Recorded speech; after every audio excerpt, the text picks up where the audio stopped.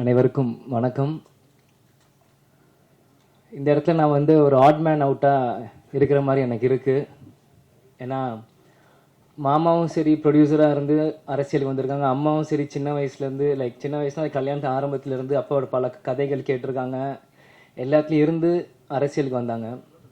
ஆனால் நான் எந்த விஷயமும் இல்லாமல் கேப்டனை மட்டுமே பார்த்து ஒரு ரசிகராக, கேப்டன் எப்படி எங்கள் அப்பாவை தாண்டி ஒரு ரசிகராக சின்ன வயசுலேருந்து அப்பாவை நான் பார்த்துட்டு இருப்பேன்.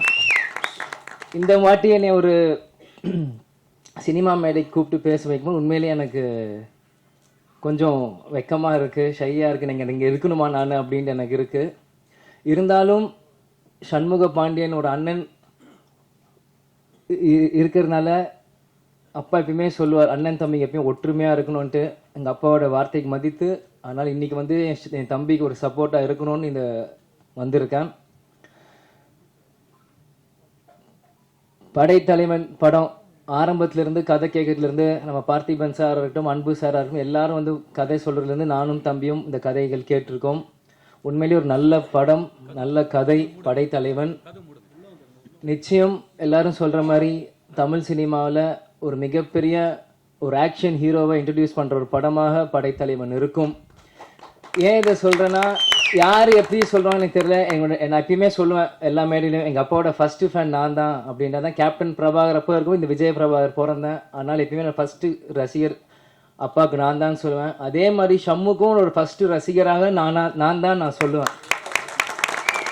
ஏன்னா அவன் பண்ண சகாப்தமாக இருக்கட்டும், மதுரை வீரனாக இருக்கட்டும், இப்போ பண்ண படைத்தலைவனாக இருக்கட்டும், நெக்ஸ்ட் வர கொம்பு சீவியாக இருக்கட்டும், எத்தனையோ படங்கள் பண்ணாலுமே அந்த சகாப்தம் படம் பண்ணும்போது மலேசியாவில் ஒரு ஷூட்டிங் ஷூட் பண்ணும்போது 100 ஃபீட்லேருந்து ஆக்ஷன் நாங்கள் கேப்டன் வந்து இல்லை டூப்லாம் போடலாமா என்னன்னு கேட்டுட்டு இருக்காரு. இவன் ஜம்ப் பண்ணிட்டான் மேலேருந்து, எந்த பயமும் இல்லாமல். ஒரு 19 வயசு பையனாக இருக்கும்போது எந்த ஒரு விஷயமும் இல்லாமல் அங்கேருந்து ஜம்ப் பண்ணிட்டாப்புல.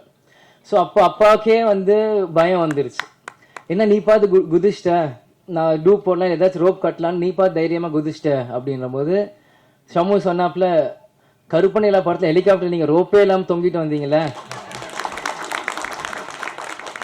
அது எங்களுக்காக பண்ணும்போது உங்கள் மகன் நான் வரும்போது உங்களுக்காக நான் 100 மாடியிலும் குதிக்கிறது எனக்கு என்ன, எனக்கு எந்த அச்சமும் இல்லை, உங்களுக்குள்ள அதே ரத்தம் தான் எனக்குள்ளேயும் ஓடிட்டு இருக்கு அப்படின்னு ஷம்மு சொல்லும்போது உண்மையிலே அந்த இடத்துல நான் வேந்து பார்த்தேன். அதே மாதிரி சகாப்தம் ஒவ்வொரு ஷாட்டுமே தம்பி எப்படிலாம் ஃபைட் பண்ணியிருக்கான்ட்டு எனக்கு தெரியும். கேப்டன் எங்கேயும் போல, அவர் படத்தில் நீங்கள் பாருங்கள், கேப்டன் திரையில் தெரிவார்.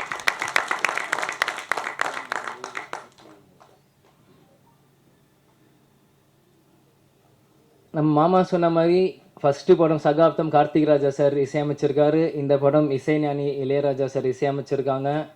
நெக்ஸ்ட்டு கொம்பு சிவி யுவன் சங்கர் ராஜா இசையமைச்சிருக்காங்க.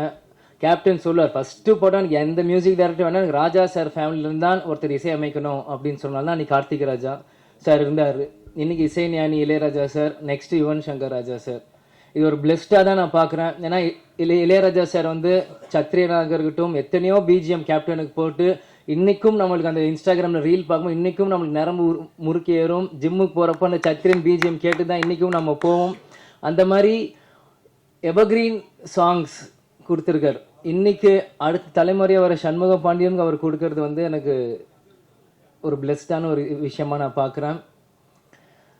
அதே மாதிரி இந்த மேடையில் இருக்கும் எல்லாருமே என்னோட சீனியர்ஸ், எனக்கு என்ன பேசுறதுன்னு தெரியல. அதனால் உங்கள் எல்லாருக்குமே இந்த நேரத்தில் நான் கேட்குறது, ஷம்முவை பிளெஸ் பண்ணுறதுக்காக தான் எல்லாருமே இங்கே வந்திருக்கீங்க. உங்கள் எல்லாருக்குமே இந்த நேரம் என் நன்றியை நான் தெரிவித்துக் கொள்கிறேன். முருகதாஸ் சார் வந்து நான் சின்ன வயசுலேருந்து ரமணா படத்துலேருந்து நான் பார்த்துட்டு இருந்திருக்கேன். முதல்ல கஜினி ஹிந்தி படம் லான்ச் ஆகும்போது ஆடியோ லான்ச் பண்ணிவிட்டு அந்த சிடியை வீட்டுக்கு கொண்டு வந்து கொடுத்தார். அப்புறம் 2 பேருமே கேப்டன் தரையில் உட்காந்து அந்த படத்தை பார்த்துட்டு இருந்தார். அப்போ முருகதாஸ் அண்ணனும் தரையில் உட்காந்து அந்த சாங்ஸ் எல்லாமே போட்டு கேட்டுட்டு இருக்கும்போது அந்த அனுபவம் எனக்கு இருக்குது. பொன்ராம் சாரும் சசிகுமார் சாரும் இப்போ தற்சமயமாக ஷம்முகோட படம் பண்ணுறப்போ பழக ஆரம்பித்தேன். உண்மையிலேயே எப்படி நீங்கள்லாம் கேப்டனை சொல்கிறீங்களோ அதே மாதிரி நான் சசிகுமார் சார் மாதிரி நான் பார்க்குறேன். ரொம்ப டவுன் டு எர்த்தாக அவர் பழகிறதும், அவர் என்கிட்ட சில டாக் விஷயங்கள்லாம் என்கிட்ட பேசுகிறதும், அந்த மாதிரி பல விஷயங்கள் சசிகுமார் சார் நான் பார்த்துட்ருக்கேன்.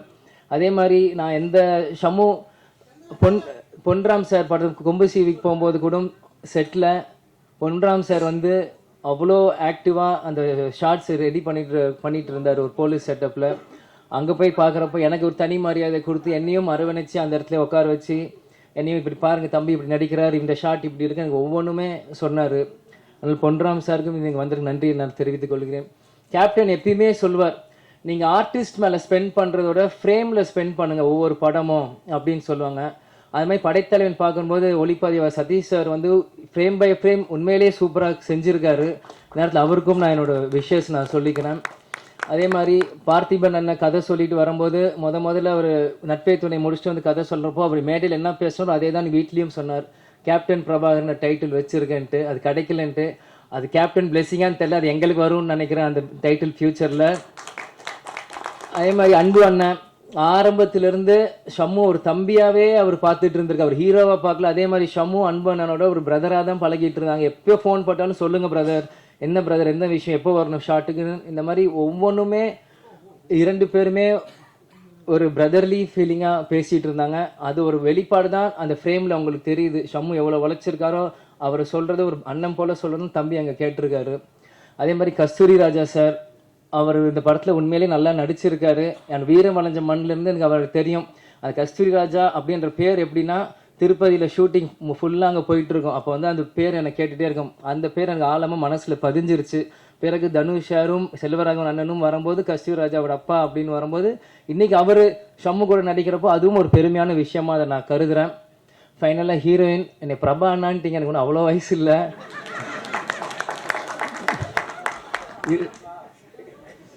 நீங்களும் இந்த படத்தில் நல்லா நடிச்சிருக்கீங்க. கேப்டன் நீங்கள் பார்க்க ஆஃபீஸ் வரும்போது உங்களை நான் சந்தித்தேன். உங்களுக்கு என்னோட பெஸ்ட் விஷஸ். நீங்கள் பிரபா ப்ரோ இல்லை இந்த மாதிரி எல்லோரும் கூப்பிடுங்க. இல்லைன்னு அதனால் எல்லாருக்குமே இந்த நேரத்தில் என்னோட நன்றியை நான் தெரிவித்துக் கொள்கிறேன். கடைசியாக கேப்டன் ஃபேன்ஸுக்கு ஒரு வரப்பிரசாதமாக இருக்கும். அந்த கடைசியில் அந்த கேப்டன் கண்ணு காமிக்கும் போது எனக்குலாம் அழுக வந்துருச்சு. ஆனால் எல்லாமே கண்ட்ரோல் பண்ணிவிட்டு சிரிச்ச முகத்தோடு நிற்கிறேன். நான் அரசியல் மேடையில் சொன்னது தான் DMDK 2.0 ஸ்டார்ட் ஆகுதுன்ட்டு. அது ஒவ்வொரு இடத்துலையும் நீங்கள் பார்ப்பீங்க. வெறும் அரசியல் மேடை, இந்த சினிமாலையும் DMDK 2.0 அப்படின்னு ஸ்டார்ட் ஆகுனா இன்றைக்கி ஷம்மு ஒரு பக்கம் வருவாப்பில், நம்ம கட்சி ஒரு பக்கம் வளரும், நம்ம நினச்ச கொள்கைகள் ஒரு பக்கம் வளரும். கேப்டன் விட்டுட்டு போன பணிகள் எல்லாமே நம்ம ஒன்று விடாமல் செய்வோம். அது சினிமாவாக இருந்தாலும் சரி, மக்கள் பணியாலும் சரி, அரசியல் இருந்தாலும் சரி. அதனால எல்லாமே இன்னைக்கு நாங்கள் இங்கே நிற்கிறோம், இந்த மேடையில் இருக்கிறோம், எல்லாத்துக்குமே அது காரணம் எங்கள் அப்பா, எங்கள் கேப்டன் மட்டும்தான். அவர் இல்லாத இந்த நேரத்தில் மக்களாக நீங்களும், பத்திரிகை நண்பர்கள் நீங்களும், என்னோட தம்பி உங்களோட சண்முக பாண்டியனை நீங்கள் வளர்த்து விடணும். அரசியல் மேல முதல்ல கேப்டன் வந்து நீ போ அப்படின்னு சொன்னார். அப்போ வந்து என்னோட தொண்டர்களும் ரசிகரும் கூட இருக்காங்க, தைரியமாக போன்னு சொன்னார். அதே மாதிரி இன்னைக்கு சினிமா உலகத்தில் சண்முக பாண்டியன் வரப்போ மக்களும் பத்திரிகை நண்பர்களும் டெக்னீஷியன்ஸ் கூட நம்பிக்கையில் இன்னைக்கு சண்முக பாண்டியன் உங்களுக்கு முன்னாடி நாங்கள் அமைச்சிருக்கோம். நாங்கள் எந்த ஃபிலிம் எந்த ஷூட்டிங் நாங்களாம் வரமாட்டோம், உங்களை நம்பி அமைச்சிட்டோம். இனி அவர் உங்கள் ஹீரோ. கேப்டன் எங்கள் சொத்து இல்லை, பொது சொத்து. அந்த பொது சொத்தோட வாரிசு சண்முக பாண்டியனும் உங்கள் சொத்து. அதனால் சண்முக பாண்டியன் மிகப்பெரிய ஹீரோவாக்குறது எங்கள் ஆசையை தாண்டி கேப்டனோட ஆசை. கேப்டனோட ஆசை என்னமோ அது உங்களோட கிட்ட நான் கொடுக்குறேன். அதனால் நிச்சயம் சண்முக பாண்டியன் மிகப்பெரிய ஹீரோவாக வரணும். நீங்கள் கொடுப்பீங்கன்னு நம்புகிறேன். கேட்பது என் உரிமை, கொடுப்பது உங்கள் கடமை. திரும்பியும் சொல்கிறேன், சண்முக பாண்டியன் மிகப்பெரிய ஹீரோவாக வரணும். கேட்பது என் உரிமை, கொடுப்பது உங்கள் கடமை. அதே மாதிரி MC காவ்யா அவங்களுக்கும் இந்த நாட்டில் எனக்காக ஒரு இன்ட்ரோடக்ஷன் கொடுத்து எனக்கு ஒரு வரவேற்பு கொடுத்தாங்க. பல இடத்துல அவங்க ஸ்டார்ட் பண்ணும்போது நிறைய பேர் வந்து அவங்களை ஸ்டாப் பண்ணிடுவாங்க. பட் எனக்காக அவங்க நேரத்தை செலவு செஞ்சு எனக்காக ஒரு இன்ட்ரோடக்ஷன் கொடுத்தது அவங்களுக்கும் இந்த நேரத்தில் நன்றியை தெரிவித்துக் கொண்டு விடைபெறுகிறேன். நன்றி, வணக்கம்.